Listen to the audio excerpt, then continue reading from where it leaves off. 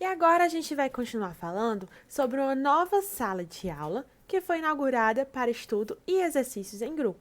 A sala de aula tem mesas para 6 estudantes. Quando as mesas são colocadas juntas, numa única fila de mesas, elas podem ser usadas pelo número de estudantes mostrado aqui na figura abaixo. Então, você pode ver que uma mesa, ela comporta 6 estudantes. 2 deste lado, 2 deste lado e 1 em cada ponta. Duas mesas, quando colocadas juntas, comportam 4 deste lado e mais 4 deste lado. Então, 1 em cada ponta também. Já 3 mesas, quando são colocadas juntas, comportam 6 estudantes aqui, 6 deste lado também e 1 em cada ponta. Então, a questão 14 pergunta o seguinte: quantos estudantes podem usar 4 mesas colocadas juntas como mostrado? Então, ela dá algumas opções aqui, né? 15, 16, 18, 20 e 24 mesas. E a gente pode observar que, naquela imagem, né? Aqui, essa imagem que a gente tem, temos aqui 3 mesas colocadas juntas. Então, nós vamos colocar mais uma mesa para dar a resposta de quantos estudantes, né? Para 4 mesas, como a questão pergunta para a gente. Se a gente colocar essa mesa aqui junta, né? E contar, nós vamos ter que o número de estudantes que podem usar 4 mesas colocadas juntas é 18. Tá, mas imagine que a sala, ela quer colocar 30 mesas. Você não vai contar quantas cadeiras tem para ver quantos estudantes comporta. Então, a gente pode observar que em toda a configuração de cadeiras, teremos sempre 2 cadeiras nas mesas da ponta. Independente se for 30 mesas, 50 mesas, nós sempre vamos ter uma aqui no começo da fileira e outra lá no final, independente de quantas mesas estiverem aqui. Tirando as cadeiras das 2 pontas, podemos colocar 4 cadeiras em cada mesa.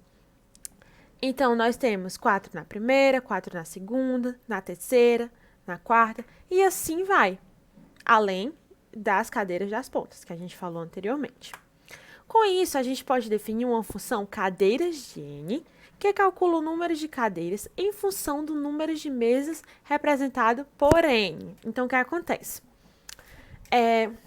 O número de cadeiras para n mesas, ele vai ser calculado da seguinte forma: 4 vezes n, o que quer dizer que são 4 cadeiras vezes o número de mesas, mais 2, que esse 2 representa as cadeiras de cada ponta, certo? Da ponta da direita e da ponta da esquerda.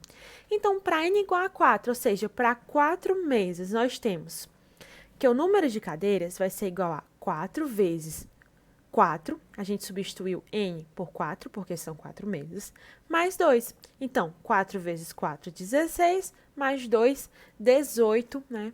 18 cadeiras, ou seja, vai comportar 18 estudantes. Questão 14, então, o item certo é o item C, 18 estudantes.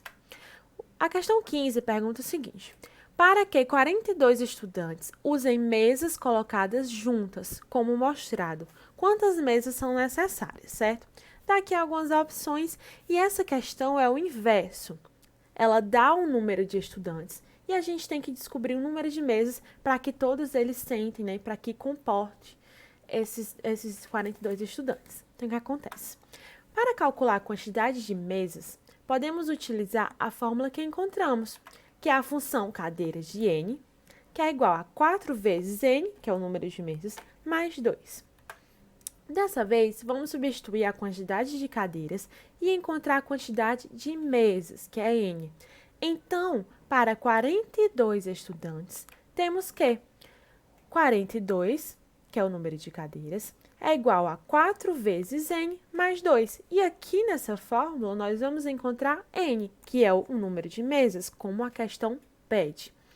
Então, mudando de lado da equação, nós temos que 2 mais 4 vezes n é igual a 42. A gente só manipulou aqui, né? Colocou para o outro lado. Fazendo a manipulação algébrica, nós temos que 4 vezes n é igual a 42 menos 2. Nós tiramos esses 2 daqui e passamos para o outro lado. E a gente tem que 4 vezes n é igual a 40. 42 menos 2, certo? Logo, isolando o n, que é o número de mesas, nós temos que n é igual a 40 dividido por 4. Passamos para o outro lado da função dividindo.